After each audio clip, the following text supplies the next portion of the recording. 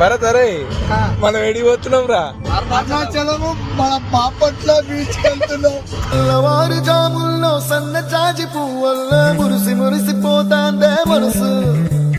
పిల్లలొచ్చి ఎగరేసే తెల్ల గాలి పటమల్లే ఎగిసి ఎగిసి పడతాందే మనసు. కలలేని కన్నుల్లోన కదలేవో కనిపిస్తున్నాయే.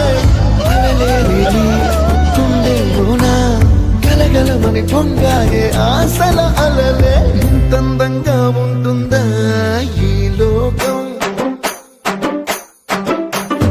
ఇన్నాళ్ళు ఈ మనసుకి తెలియాలేదే పాపం.